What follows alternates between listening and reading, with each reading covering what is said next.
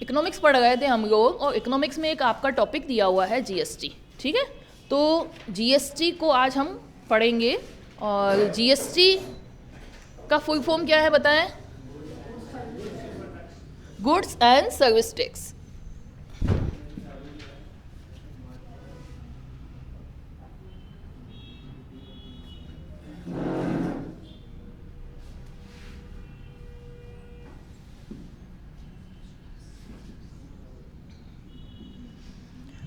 GST एक प्रकार का टैक्स है, ठीक है।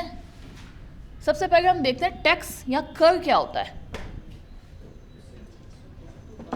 ठीक है।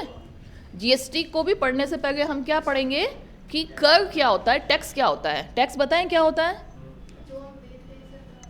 जो हम देते हैं सरकार को। क्या देते हो आप? किताब, कॉपी, पेन, क्या देते हो? पैसे, वित्तीय भुगतान। हम सरकार को अनिवार्य रूप से वित्तीय भुगतान करते हैं। टैक्स, कर सरकार को किया जाने वाला अनिवार्य वित्तीय भुगतान है। टैक्स क्या है? सरकार को दिया जाने वाला अनिवार्य रूप से वित्तीय भुगतान है। अनिवार्य रूप से देना पड़ेगा। अगर आप पे इनकम टैक्स लगाया गया है तो देना ही पड़ेगा, ठीक है। और नहीं देते हो तो दंडनीय अपराध है। अच्छा, आप जो ये टैक्स दे रहे हो, ऐसे कोई आपको प्रतिफल नहीं मिलेगा कि टैक्स दिया तो आपको कोई ट्रॉफी दे दी, बहुत ज़्यादा टैक्स दिया आपको कुछ मिल जाएगा। इस टैक्स के ये अनिवार्य रूप से आपको करना है, इसके बदले कोई प्रतिफल नहीं मिलता।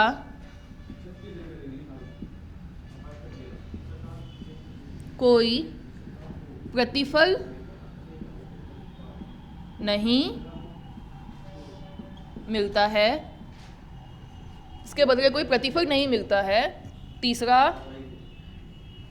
टैक्स या कर न चुकाना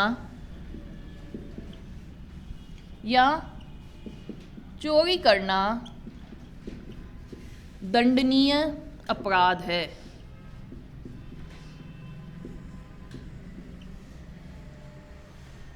ठीक है, इतनी बात आ गई क्या समझ में?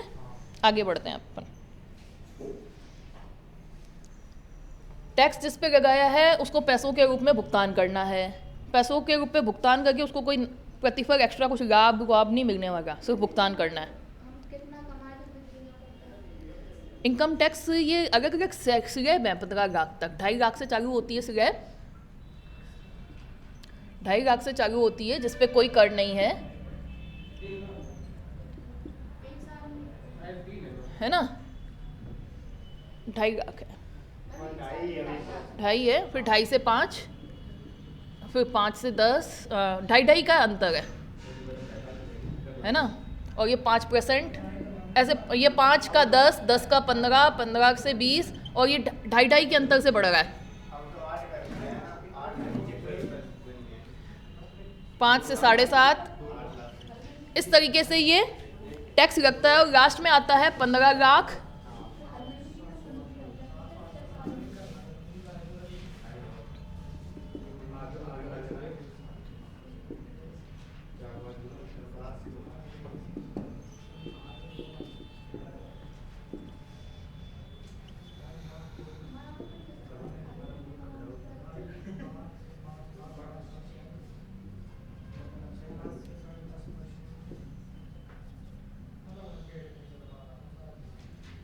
पंद्रह लाख से ज़्यादा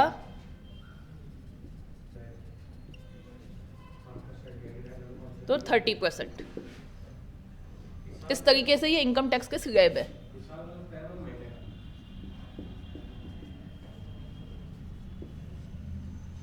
ढाई लाख तक आपकी इनकम है, कोई कर नहीं है। फिर आप इसको इस तरीके से याद करो, 2.5 लाख का तो अंतर चल रहा है, 15 लाख लास्ट है ना। और यहाँ पे 5-5 का अंतर चल रहा है साल का। पूरे एक साल में वार्षिक होता है इनकम टैक्स, वार्षिक एक साल में दे तो इनकम टैक्स एक साल में लगता है। इनकम टैक्स रिटर्न भरते हैं ना हम लोग, इनकम टैक्स रिटर्न भरा जाता है, 1 साल में एक बार भरना होता है। हाँ नहीं, बैंक में वो तो अपने आप नहीं, सरकारी कर्मचारियों के अपने आप कटते जाते हैं, वो भी पूरे साल भर का हम लोग फिक्स कराते हैं और हर महीने का कटौती होती जाती है। आप लोगों को भरना पड़ता है, मतलब जो सरकारी कर्मचारी नहीं है, व्यापारी है, उसको भरना पड़ेगा।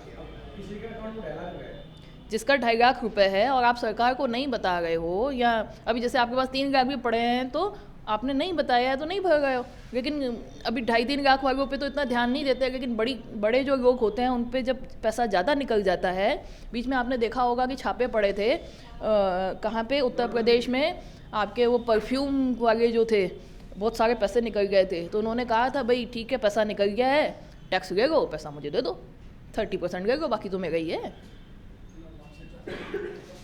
लेकिन इसमें फिर दूसरे नियम लगाए उन्होंने, आपने पैसा कहाँ से कमाया, हवाला से कमाया, उसमें फिर दंड है और ये दंड है और ऐसे बहुत सारी चीज़ें हैं। भाई आप पैसा पकड़ में आ जाता है तो पैसा पे 30% टैक्स ले लो, फिर आपका पैसा क्या हो जाता है, वाइट मनी हो जाता है। अगर आपके पास पैसा है, आपने सरकार को नहीं बताया है, टैक्स नहीं दिया है, तो वही तो ब्लैक मनी है, काला धन। और क्या है, काले कलर का थोड़ी होता है ये, ब्लैक मनी और वाइट मनी ऐसे होता है ना। टैक्स नहीं चुकाया है तो काला धन हो गया है, वो वाइट मनी नहीं है, वो सरकार से छुपा के आपने रखा हुआ है, ठीक है।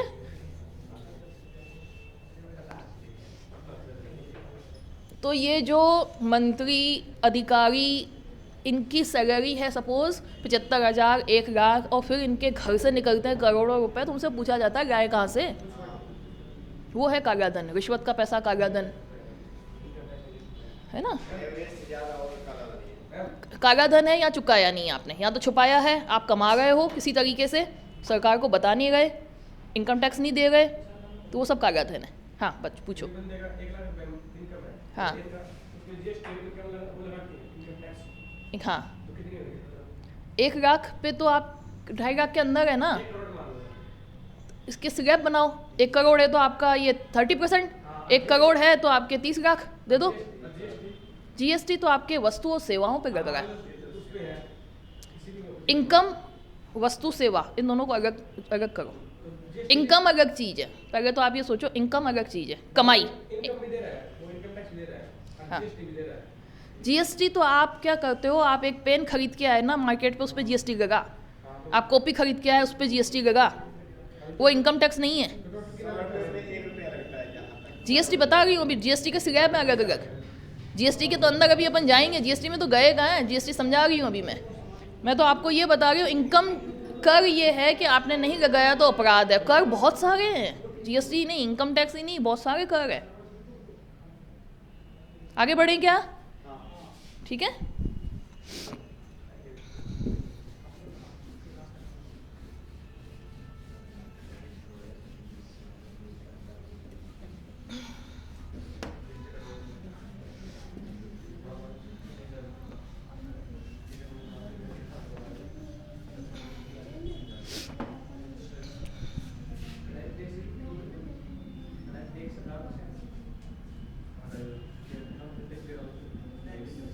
टैक्सेशन, कराधान, टैक्सेशन का मतलब कर लगाना, ठीक है। चलो आगे बढ़ते हैं। कर कितने प्रकार के होते हैं? प्रत्यक्ष कर, अप्रत्यक्ष कर। यहां देखिए आप, सबसे पहले आप क्या करोगे, कर को 2 प्रकार में बांटा जाता है। प्रत्यक्ष कर को क्या बोलते हैं, डायरेक्ट टैक्स, इनडायरेक्ट टैक्स। कर 2 प्रकार के होते हैं, जितने भी कर आपके लगते हैं, इनकम टैक्स अलग कर है, निगम कर अलग कर है, जीएसटी अलग है, वैट अलग है, एक्साइज ड्यूटी अलग है, सीमा शुल्क अलग है, बहुत सारे कर होते हैं। तो 2 तरीके से हमने कर को बांटा। किस तरीके से, प्रत्यक्ष अप्रत्यक्ष, इंग्लिश में कहेंगे तो डायरेक्ट इनडायरेक्ट, ठीक है। डायरेक्ट कर वह होते हैं, एक्स पे कर लगाया और भुगतान भी एक्स ने किया। एक्स पर लगाया, आसान भाषा में बता रही हूँ, उसको समझाऊंगी टेक्निकल भाषा में भी। एक्स ने भुगतान किया। इसका एग्जाम्पल होगा आपका इनकम टैक्स।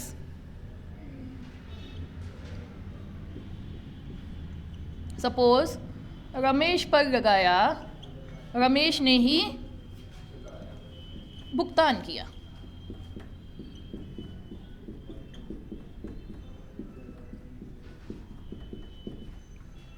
डायरेक्ट टैक्स समझ में आ रहा है? यहां इनडायरेक्ट टैक्स क्या होता है? एक्स पर लगाया गया, वाई ने चुकाया। तो इसको क्या कहेंगे अपन? इनडायरेक्ट टैक्स है। जीएसटी एक इनडायरेक्ट टैक्स है, अप्रत्यक्ष कर है। एक्स पे लगाया है ना। जैसे कोई भी वस्तु है, एक किताब का एग्जांपल ले लेते हैं हम। ये किताब का मूल्य है 100 रुपये, ठीक है। अब इस पर टैक्स लगा, ठीक है। बनाया किसने? किताब बनाई किसने? अजय नाम के व्यक्ति, मैन्युफैक्चरर ने लगाए पे ने बनाई ये किताब 100 रुपये में। अब इस पर लगाया गया 10% जीएसटी या वेट या कोई भी टैक्स, ठीक है। इस पर टैक्स लगा 10%, तो ये इसका मूल्य कितना हो गया? 110 रुपये। ये किताब आप लोग लेके आए, है ना, आप में से कोई भी लेके आया, सपोज खुशी लेके आई, इसने कितने दिए? 110 रुपये।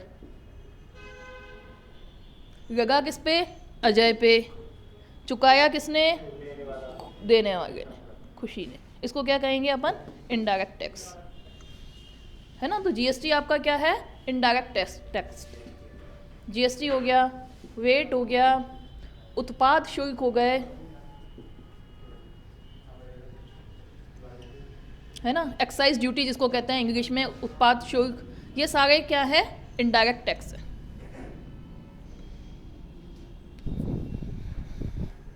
इतनी बात आ रही है कि समझ में आपको? देखो इकोनॉमिक्स कंसेप्चुअल है, समझ समझ के काम करना पड़ेगा यहाँ पे।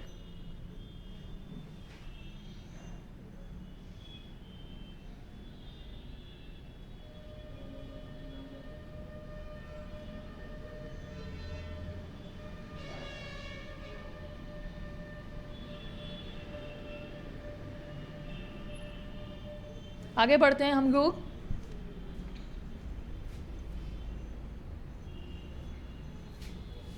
मिटा दूं क्या?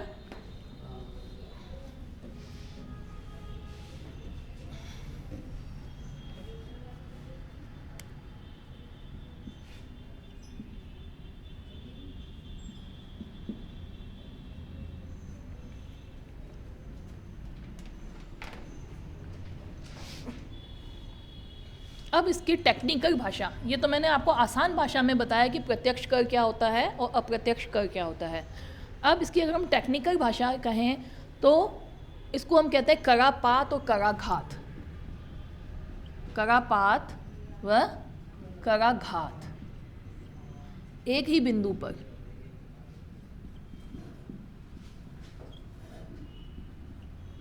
यहाँ पे करापात और कराघात क्या है? अलग अलग बिंदु पे।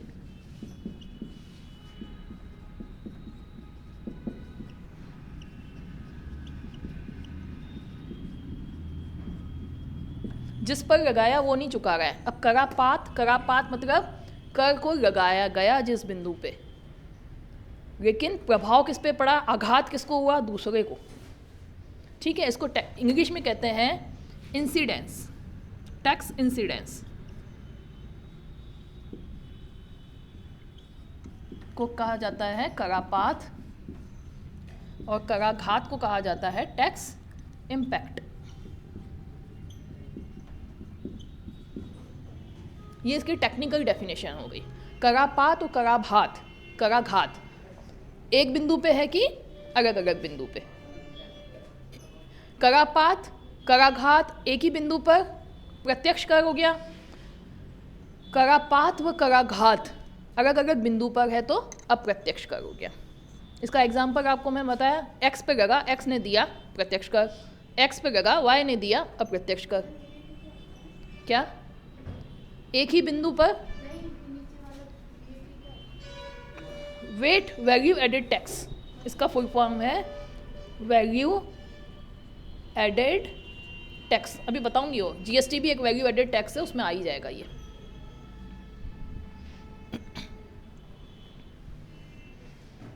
ये एग्जाम्पल है, ये एग्जाम्पल है किसके? इनडायरेक्ट टैक्स के। वेट, उत्पाद शुल्क, जीएसटी, ये सब इनडायरेक्ट टैक्स है। इतनी बात आ गई क्या समझ में? आगे बढ़े।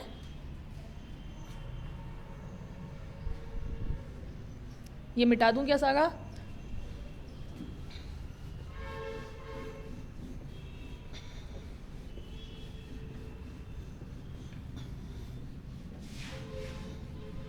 अब ये आ जाते हैं कि जीएसटी की ज़रूरत क्या थी। इतने सारे टैक्स और टैक्सेशन सिस्टम हमारे देश में चल ही गए थे, तो जीएसटी क्यों लेके आए हम लोग, या देश में क्यों लाया गया? यहाँ पर बहुत सारे कर थे, बहुत सारे कर, देश सेंट्रल लेवल पर अलग और राज्यों के स्तर पर अलग, है ना। गिनती करो तो गिनती में भी बहुत सारे आएंगे। उत्पाद शुल्क आ गया आपके, एक्साइज ड्यूटी जिसको कहते हैं, है ना। सीमा शुल्क आ गया, ठीक है। फिर आपके आ जाता है केंद्रीय उत्पाद शुल्क, अलग लगेगा। मैं सिर्फ एग्जांपल बता रही हूँ कि बहुत सारी इसकी लिस्ट है, हो ना। सीमा शुल्क हो गया, वेट हो गया, एंटरटेनमेंट टैक्स हो गया, लग्जरी टैक्स हो गया,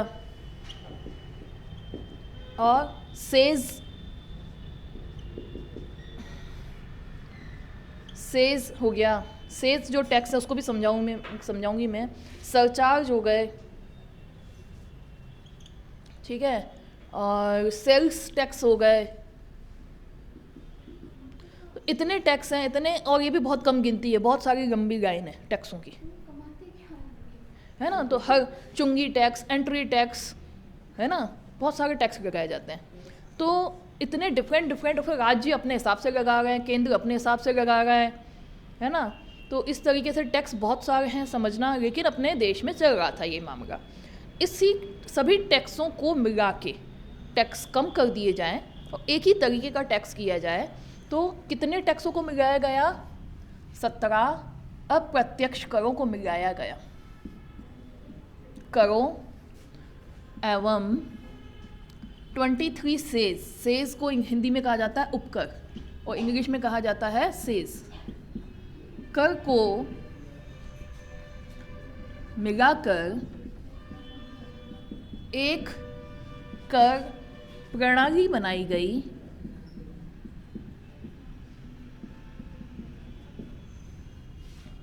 जिसे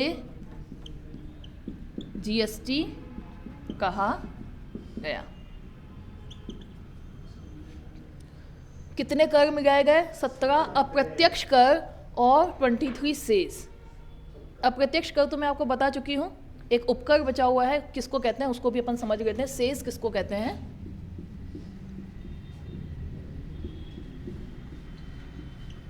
उपकर किसको कहते हैं? सरकार कर पे कर लगाती है। जैसे इनकम टैक्स की एक दर है, वो तो आपको देना ही है, उस इनकम टैक्स पे और कर लगा दे तो उसको क्या कहा जाता है? सेज। एक एग्जाम्पल है। ऐसे बहुत से कर हैं जिनको लगाया जाता है प्रत्यक्ष और अप्रत्यक्ष करों पे। कर पर कर जब लगाया जाता है विशेष उद्देश्य के लिए, विशेष उद्देश्य के लिए, डायरेक्ट और इनडायरेक्ट टैक्सेस पर कर लगाया जाता है।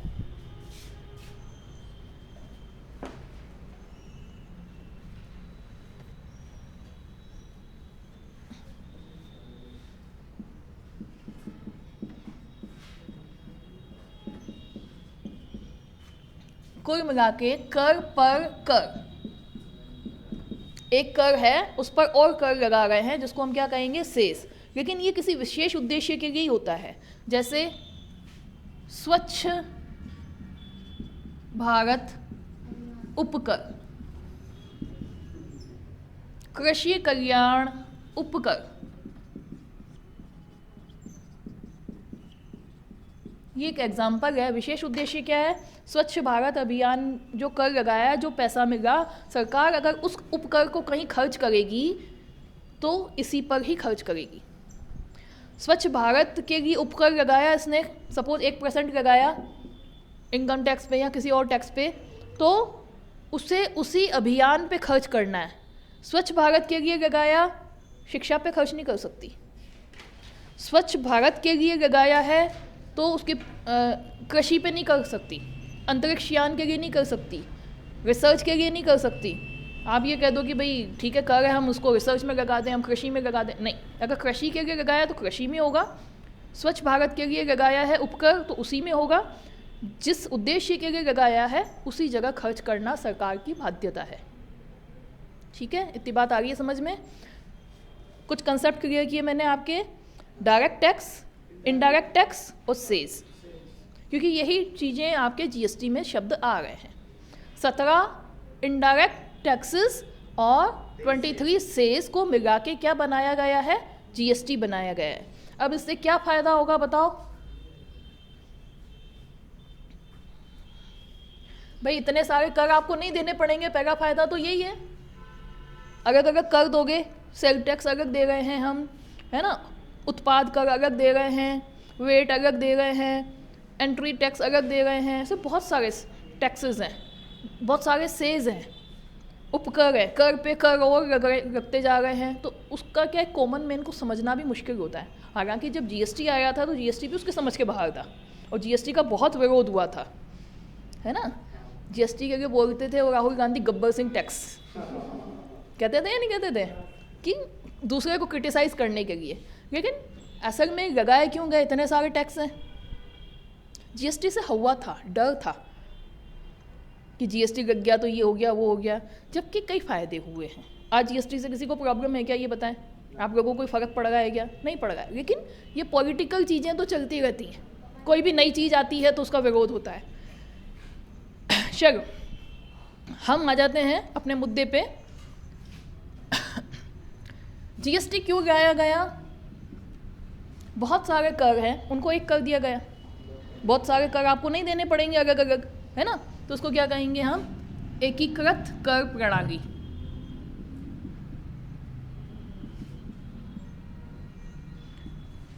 एक देश, एक बाजार, एक कर। क्यों लगाया गया? इतने सारे करों को मिला के एक बनाया गया तो आपका बाजार एक ही हो गया। राजस्थान में भी वही लगेगा, गुजरात में भी वही लगेगा, महाराष्ट्र में भी जीएसटी लगेगा। महाराष्ट्र में जाके अलग से कुछ चीज़ें नहीं समझनी है आपको। राजस्थान में जिस तरीके से व्यापार कर रहा है वैसे ही महाराष्ट्र में हो जाएगा।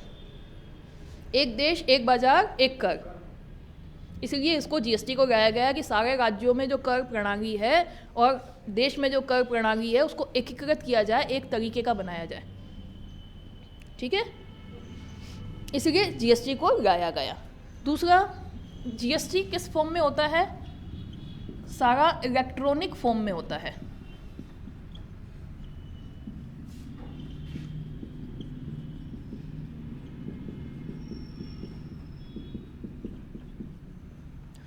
तो सरकार इलेक्ट्रॉनिक फॉर्म में होने से क्या होता है, सरकार इसका नियंत्रण आसानी से कर सकती है, रिपोर्ट आसानी से देख सकती है।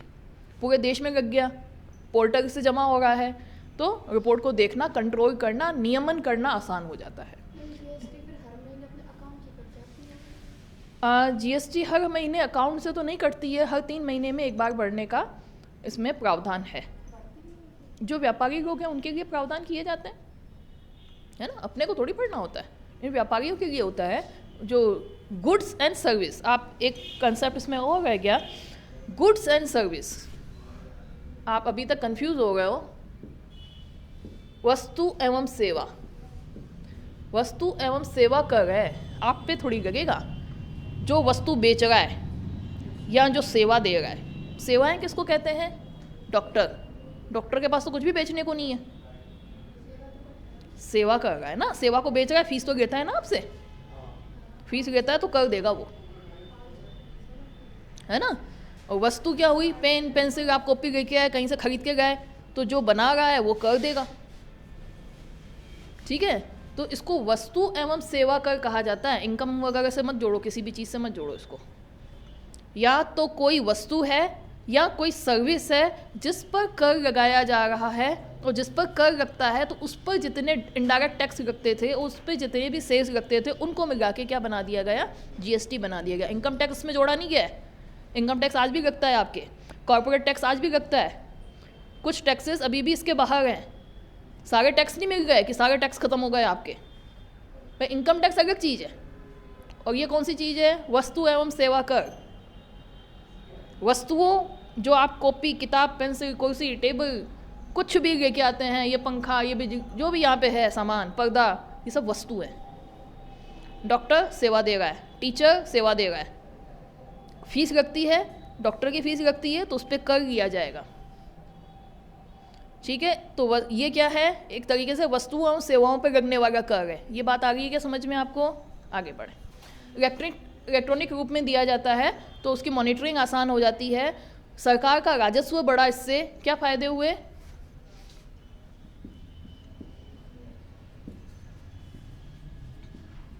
सरकार का राजस्व बढ़ा। कल ही बताया था मैंने आपको, सरकार के राजस्व में सबसे ज़्यादा क्या आ रहा है, कौन सा कर आ रहा है, जीएसटी। कितने प्रतिशत? सरकार की कुल आय का 16%। सरकार की कुल आय का 16%। और 2 कर और बताए थे मैंने, निगम कर और इनकम टैक्स, वो अलग है इससे, 15% वो आते हैं, और कॉर्पोरेट टैक्स। फिर कमाई किससे होती है, जीएसटी के बाद निगम कर। निगम कर को इंग्लिश में कहते हैं कॉर्पोरेट टैक्स। कितने प्रतिशत है, 15%। निगम कर के बाद आपका आया था इनकम टैक्स।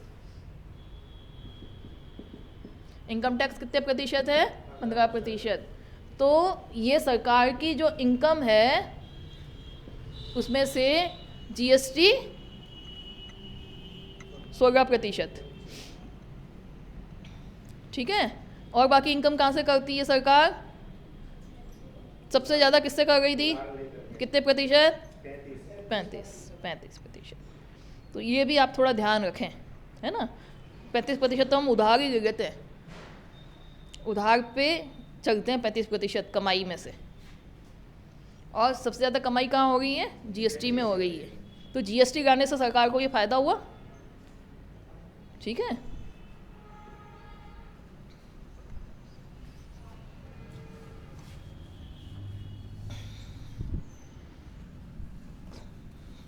सरकार को फ़ायदा हुआ। दूसरा, ये डिफरेंट टैक्स अलग अलग तरीके से नहीं लिए जाते, है ना।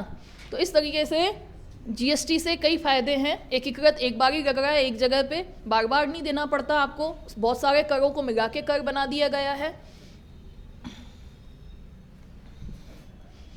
तो ये तो हुए आपके जीएसटी क्यों लाया गया, क्या फ़ायदे थे इससे। फिर आ जाते हैं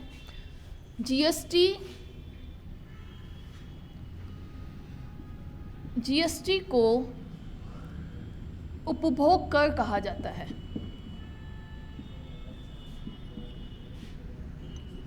डेस्टिनेशन टैक्स,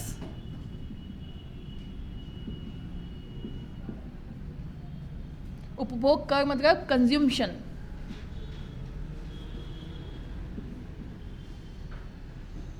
डेस्टिनेशन मतलब गंतव्य स्थान पर लिया जाने वाला कर।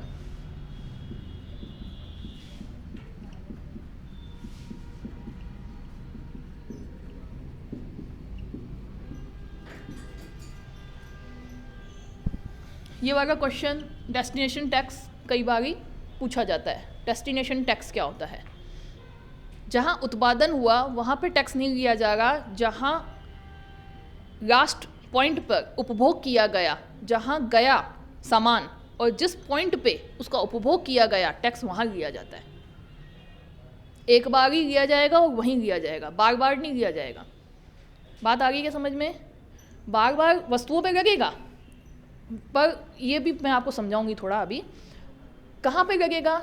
गंतव्य। जैसे ये ए से जगह से एक वस्तु, कौन सी वस्तु? वस्तु का नाम हमने दिया वस्तु कौन सी? Suppose chairs. ये वस्तु ए स्थान मतलब अजमेर डाल दो, है ना, प्रैक्टिकली चलते हैं। अजमेर से चेयर्स कहाँ गई? आपके गुजरात में किसी जगह पे चली गई, ठीक है।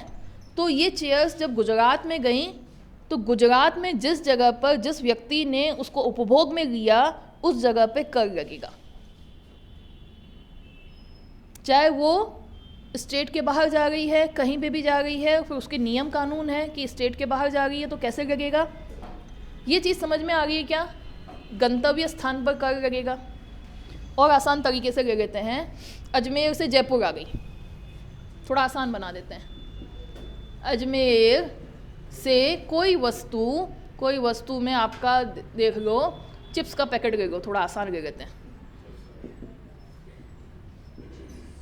कहाँ आ गया? जयपुर में।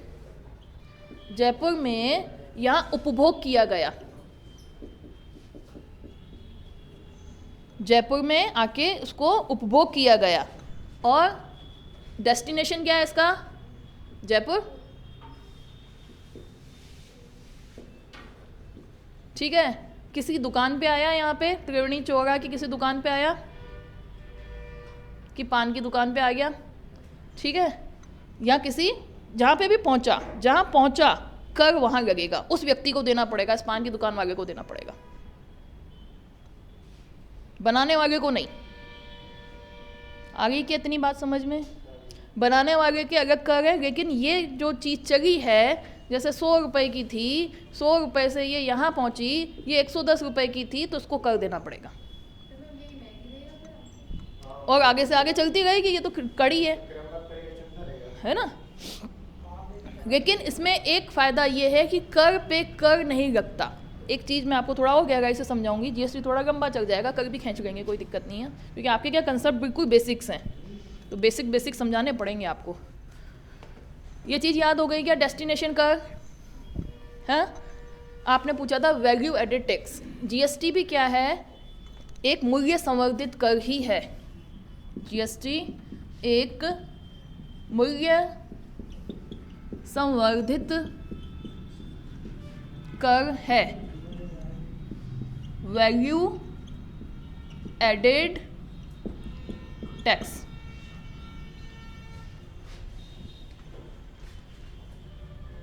कैसे है? अब इसका एक प्रैक्टिकल एग्जांपल ले लेते हैं अपन, तो आपको समझ में आ जाएगा। ये 2-3 शब्द याद कर लो, फिर मैं इसको समझाती हूँ।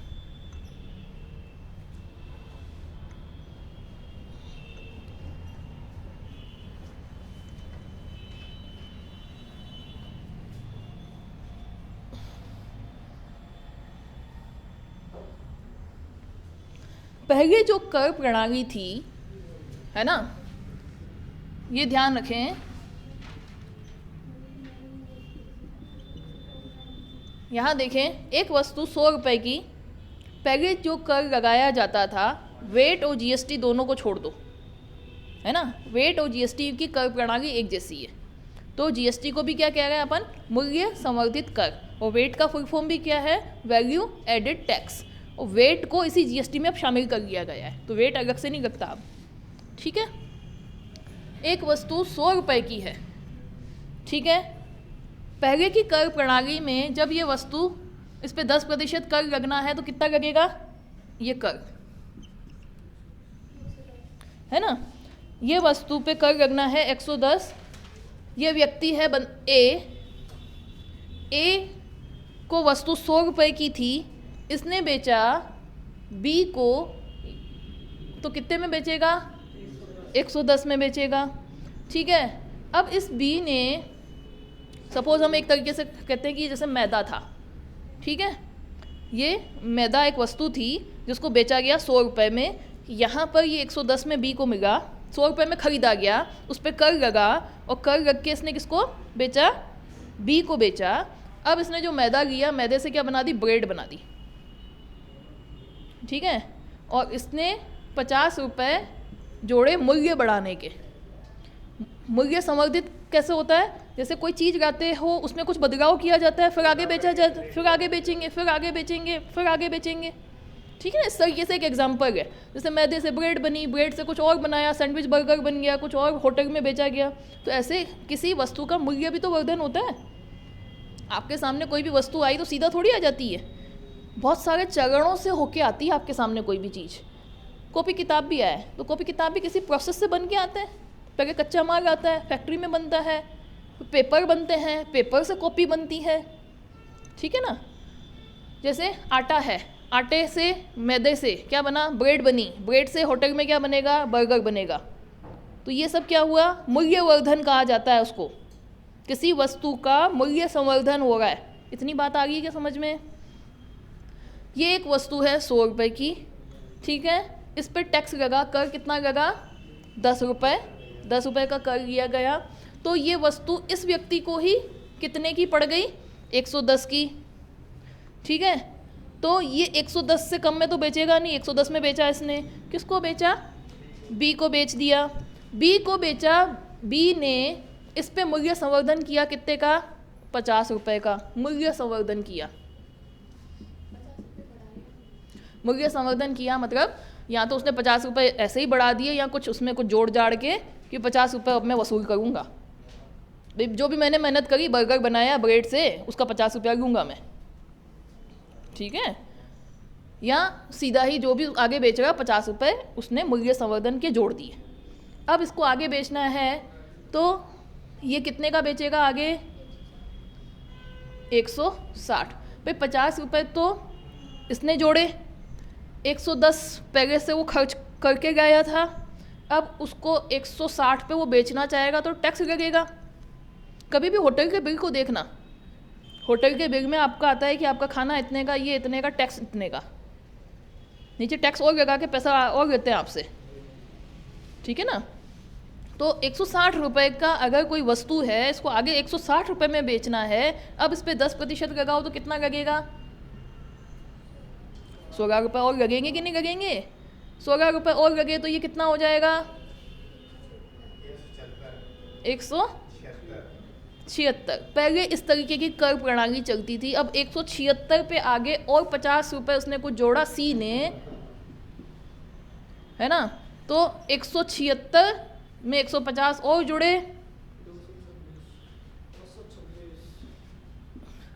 अब इस 226 पे 10% कर और लगा, 226 पे लगा 10% कर कितना होता है इसका? 22.6। तो ऐसे आगे बढ़ता जाएगा कर। पहले ऐसे लगता था। इन कमियों को हटा के क्या किया गया? जीएसटी लाया गया। यहाँ वेट में भी सेम है, जीएसटी वाला मामला ही है ना? यहाँ पे क्या हो रहा है? कर पर कर लगा रहा है। ₹10 कर में ये दे चुका है पहले ही, और 150 पे जोड़ के फिर 160 हो गया, 160 पे फिर कर लगा, ये ₹16 कर में जुड़ गए, इसके 176 पे फिर कर लगा। तो पहले जो सिस्टम चलते थे इस तरीके से क्या कहा जाता था? इस वाले सिस्टम को कहा जाता है कर पर कर, कैस्केडिंग और tax, cascading of tax. Cascading of tax समाप्त हुआ किससे? जीएसटी से। अब इसी को समझेंगे अपन।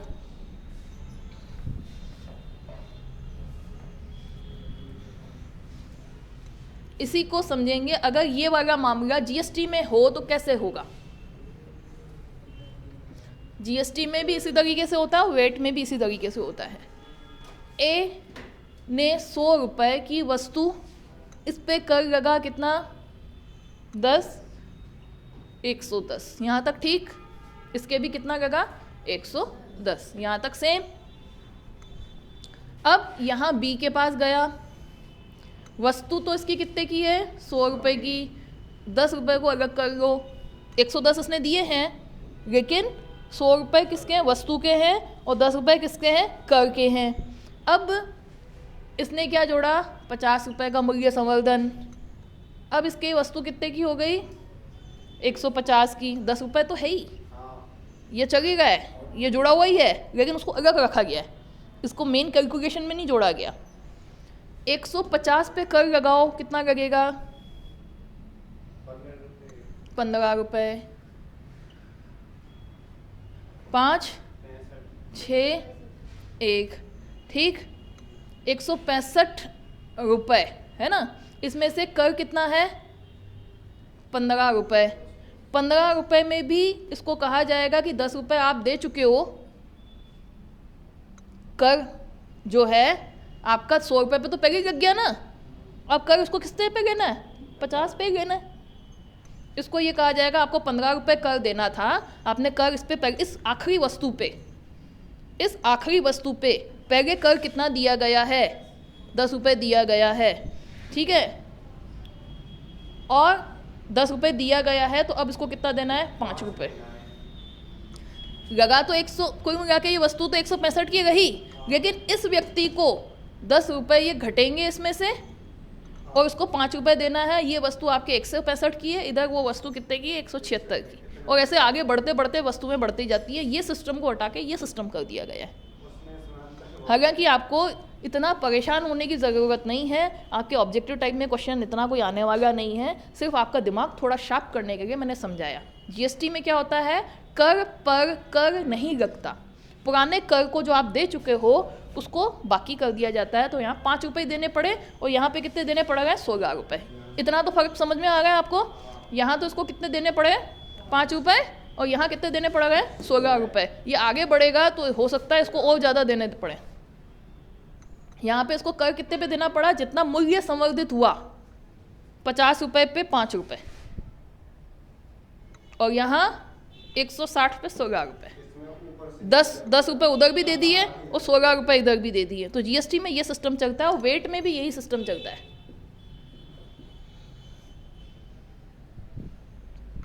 थोड़ा थोड़ा तो दिमाग में गया होगा, ठीक है। और ऐसा कोई परेशान होने की ज़रूरत नहीं है, समझाने के लिए मैंने आपको समझाया है कि जीएसटी में ये फ़ायदा होता है। मूल्य संवर्धित कर है, कर पर कर नहीं लगेगा। ऑब्जेक्टिव टाइप क्वेश्चन ऐसे आता है कि जीएसटी का फ़ायदा क्या है? कर पे कर नहीं लगा, ये क्वेश्चन आ सकता है। यहाँ क्या हो रहा है? कर पे कर लग रहा है, और जीएसटी एक मूल्य संवर्धित कर ही है, मूल्य संवर्धन पे लगने वाला कर ही है। मूल्य संवर्धन कितना हो रहा है? 50 रुपये, तो 50 रुपये पे ही कर लगेगा अब, है ना। इतना तो आ गया ना आपको समझ में। तो ऑब्जेक्टिव ऐसे, ये कैलकुलेशन तो आपसे नहीं करवाएंगे, लेकिन छोटे छोटे ऑब्जेक्टिव इसमें से भी बन सकते हैं। जीएसटी क्या है? मूल्य संवर्धित कर है। हाँ, तो मूल्य संवर्धन पे लगा ना, 100 रुपया छोड़ दिया उन्होंने पुराना वाला, 5 ही लगेगा। और 10 आपने दे रखा है, ये पहले भी गिन लेंगे कि 10 आपने दे रखा है। हाँ, और ये पहले भी गिनेंगे कि इसी वस्तु पे आपने 10 पहले दे रखा है, इसलिए 100 रुपये वाली चीज़ को छोड़ दिया जाएगा, ठीक है। तो क्वेश्चन क्या बनेगा? कर पर कर से अपन को जीएसटी में नहीं लगता। दूसरा, जीएसटी और वेट। जीएसटी एक मूल्य संवर्धित कर है। इतने मुद्दे समझ में आ गए क्या? ये ऑब्जेक्टिव बन सकता है। ये चाहे ना पूछे आपसे, कैलकुलेशन ना करवाए, मैथ्स की कैलकुलेशन बगैर ही ना करवाए, लेकिन क्या पूछ सकता है? जीएसटी से फ़ायदा क्या है? कर पर कर नहीं लगेगा। जीएसटी एक मूल्य संवर्धित कर है, और वेट को भी जीएसटी में अब शामिल कर लिया गया है। वेट इसी तरीके से लगता था। ये 3 पॉइंट इसमें जोड़ेंगे, ये आपके ऑब्जेक्टिव में आ सकता है। ये कंसेप्चुअली मैंने आपको समझाया कि आपको ये तो समझ में आया कर पे कर कैसे लगता है, मूल्य संवर्धित कर कैसे होता है। आ गई दिमाग में बात समझ में? आगे बढ़े।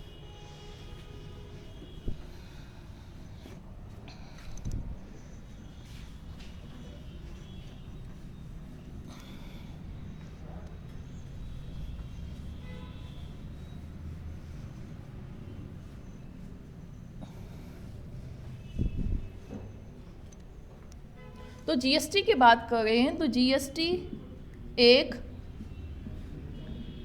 मूल्य संवर्धित कर है।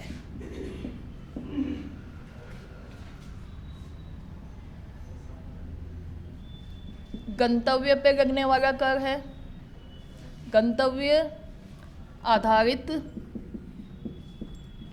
उपभोग कर।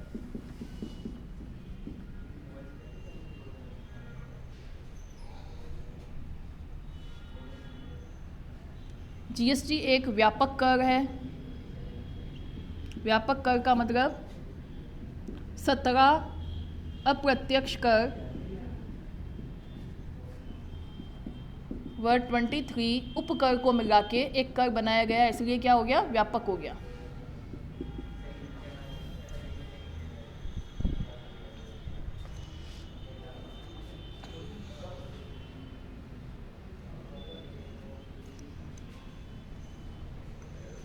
ठीक है, इतनी बात आ गई ना समझ में अपने को। अब आगे बढ़ेंगे।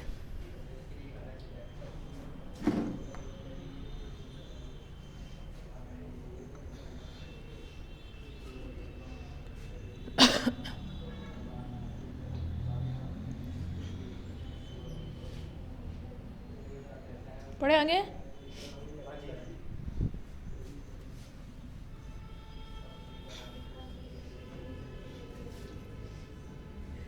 तो जीएसटी से फ़ायदा क्या है, क्यों बनाया गया है, कैसे काम करता है, बेसिक्स आपको आए क्या दिमाग में। अब आ जाते हैं सबसे पहले 2002 में केरकर समिति ने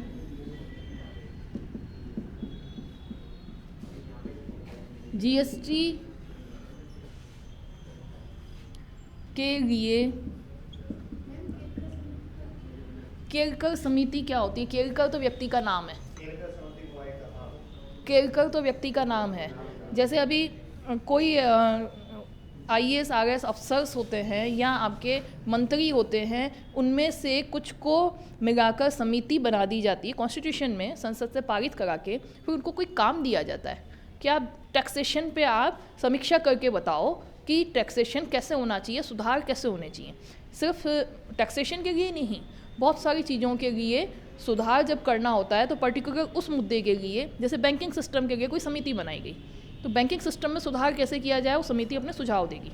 सुझाव संसद माने न माने, सरकार माने न माने, सरकार के ऊपर है।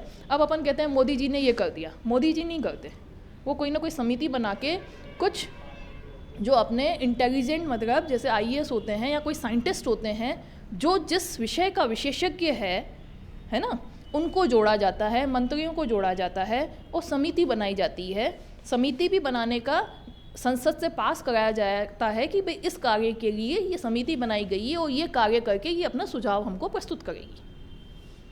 ठीक है। अब जैसे बैंकिंग के लिए कोई समिति बनी है ना, तो बैंकिंग का प्राइवेटाइजेशन किया जाएगा तो अपने आप नहीं किया जाएगा, समिति कोई सुझाव देती है कि बैंकों को घाटा हो रहा है, प्राइवेट बैंकों में घाटा नहीं होता है, सरकारी बैंकों में ऐसे घाटा हो जाता है, इसलिए आपका समिति संसद,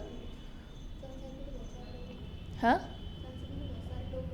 संसद में, संसद को आप यूँ कह सकते हैं समिति बनाने का सुझाव। जैसे आप ये कहें वित्त मंत्री या प्रधानमंत्री को ये महसूस होता है कि टैक्सेशन में कोई सुधार होना चाहिए, सुधार होना चाहिए, तो अपने आप थोड़ी वो स्टडी करेंगे, एक व्यक्ति सारी स्टडी थोड़ी कर लेगा पूरे देश की, कर भी वो सुधार देगा है ना, नोटबंदी भी करनी है तो वो कर लेगा, उसके सारा दिमाग उसका थोड़ी चलता है। समितियां बना के वो काम करते हैं, वो सुझाव देते हैं।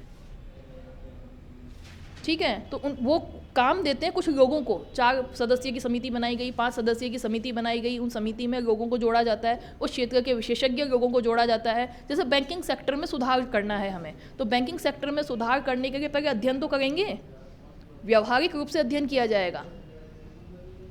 जैसे कि सुधार करना है कि बैंकिंग को प्राइवेटाइजेशन करें, या रेलवे स्टेशन या रेलवे में हम इसको प्राइवेटाइजेशन करना चाह रहे हैं, तो पहले उसका अध्ययन किया जाएगा, नुकसान होगा नागरिकों को, देश को कि फ़ायदा होगा। तो समिति बना के क्या किया जाता है, स्टडी किया जाता है। और समिति कौन बनाता है, सरकार प्रपोज करती है ना, सरकार प्रपोज करती है, संसद से बनाई जाती है। ठीक है,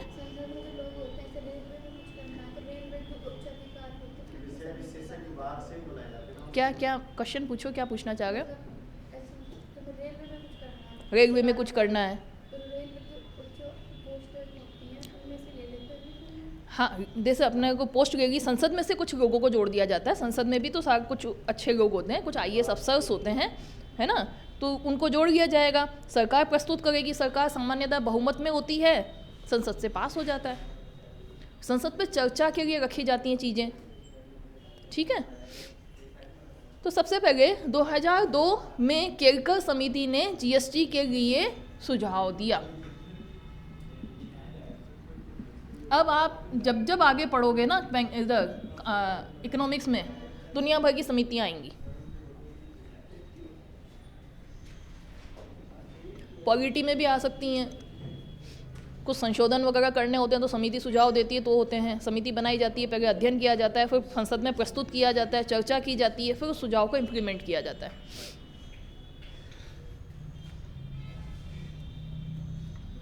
केरकर समिति ने जीएसटी के लिए सुझाव दिया। फिर आप आ जाएं सीधा 8 सितंबर 2016 को राष्ट्रपति के जीएसटी के लिए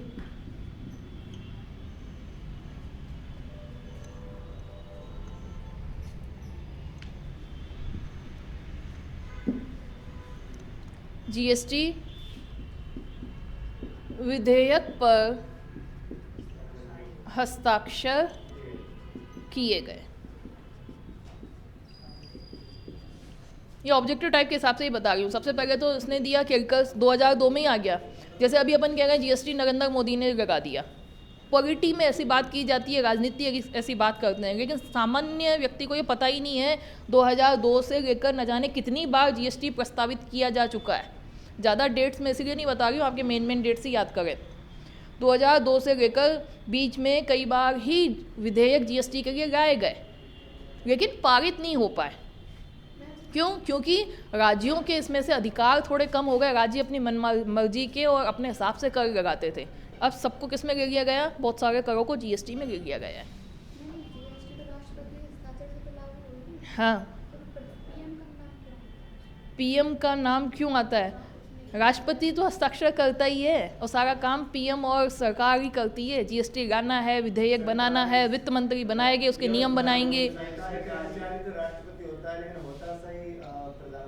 अच्छा, दूसरी चीज़ सबसे पहले तो जीएसटी के लिए एक संविधान संशोधन विधेयक लाया गया। थोड़ा और आगे पढ़ते हैं, फिर आपके पॉइंट को भी मैं जवाब देती हूँ। सबसे पहले 122वां संविधान संशोधन जीएसटी के लिए संविधान संशोधन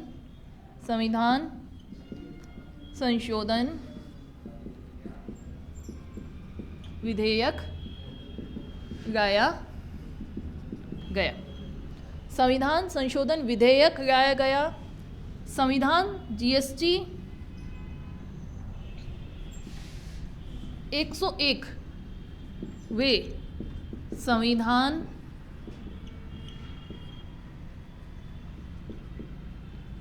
संशोधन से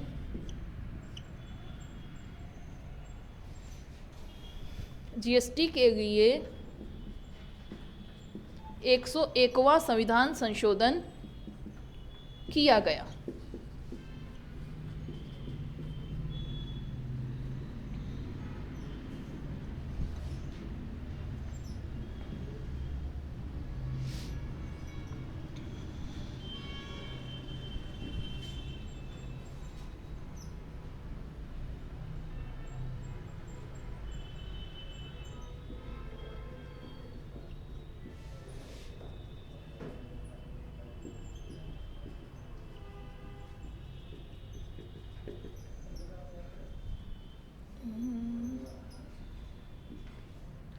दूसरे राष्ट्रपति द्वारा जीएसटी विधेयक पर हस्ताक्षर किए गए। ठीक है, ये 2-3 मुद्दे देख लिए, अब उसको समझेंगे अपन। एक और लिख लो आप, लागू कब हुआ वो भी लिख लो, फिर अपन उसको समझेंगे।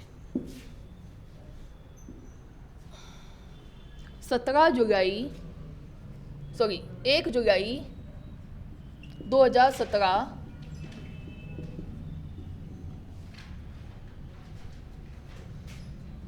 को जीएसटी लागू किया गया। पहला पॉइंट, दूसरा पॉइंट, तीसरा पॉइंट, ये चौथा पॉइंट, ये 5 पॉइंट। ये ऑब्जेक्टिव टाइप में बन सकते हैं क्वेश्चन, इसलिए मैंने जो इंपॉर्टेंट है सीधा उनको ही लिया है और उसको समझ लेते हैं। सबसे पहले 2002 में ही दिमाग में आ गया था कि जीएसटी जैसी चीज़ लाई जानी चाहिए और सारे करों को मिला के चीज़ों को आसान किया जाना चाहिए।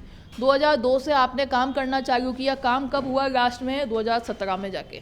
तब तक संसद में चर्चाएं चलती रही, बार बार विधेयक आते रहे, लेकिन पास नहीं हो पाए। संसद में सहमति नहीं बन पाई सभी की, इसलिए वो पास नहीं हो पाए। ठीक है, कई बार विधेयक आए लेकिन पास नहीं हो पाए। तो शुरुआत वाला अपन ने याद कर लिया। फिर उसके बाद आप यहाँ पे आए, सबसे पहले क्या आता है? विधेयक आता है। संविधान संशोधन के लिए विधेयक आता है। विधेयक मतलब बिल बना के प्रस्ताव पेश किया जाता है कि संविधान में संशोधन करना है। ठीक है, लेकिन वो पास हो नहीं हो, संसद पास करे या नहीं करे, है ना, ये ज़रूरी नहीं होता। तो इसलिए यहाँ देखो, यहाँ पे भी संविधान संशोधन लिखा है मैंने, यहाँ पे भी संविधान संशोधन लिखा है, यहाँ 122 लिखा है और यहाँ 101 लिखा है। तो यहाँ क्या फ़र्क आ रहा है, इसको समझो आप, क्या फ़र्क आ रहा है बताओ? हाँ, तो विधेयक तो कई बार आए। हाँ, तो 122वां विधेयक लाया गया जीएसटी के लिए, इसलिए वो नंबर अलग है। 101 संशोधन नंबर है जिस पे संशोधन हुआ है। ठीक है, इसलिए ये 2 नंबर हैं। विधेयक कौन लाता है? सरकार लेके आती है संविधान संशोधन के विधेयक। खुशी, आप क्या पूछ रहे थे? राष्ट्रपति कुछ पूछ रहे थे, इसमें पूछो वापस। प्रधानमंत्री क्या करता है इसमें? संविधान संशोधन विधेयक सरकार लेके आती है।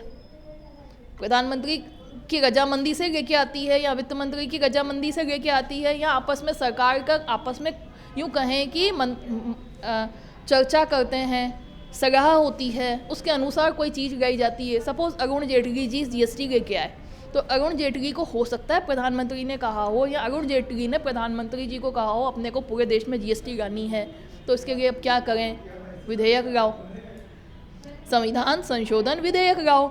संविधान संशोधन विधेयक ला के तो आ जाए, लेकिन वो संसद से पास भी होना चाहिए संविधान संशोधन के नियमों के अनुसार। जब पास हो गया तो वो क्या बन गया? संविधान संशोधन, संविधान में डाल दिया। अब जीएसटी संविधान का हिस्सा हो चुकी है। संविधान में पहले जीएसटी नहीं था, अब संविधान का हिस्सा है जीएसटी। आप सब लोगों को नींद आ गई क्या? समझ में आ रहा है क्या? है क्योंकि देखो चीज़ें कंसेप्चुअल है, समझने का आप इंटरेस्ट लोगे तो मैं समझाऊंगी। धीरे फास्ट कहोगे फास्ट पढ़ा देंगे, धीरे कहोगे धीरे पढ़ा देंगे, लेकिन आप लोगों के दिमाग में जानी चाहिए चीज़। ये इतनी चीज़ें ऑब्जेक्टिव टाइप के हिसाब से याद हो गई क्या? समझ में आ गई क्या? और 1 जुलाई 2017 को जीएसटी लागू हो गया, देश में लागू हो गया। ठीक है, आगे बढ़ो।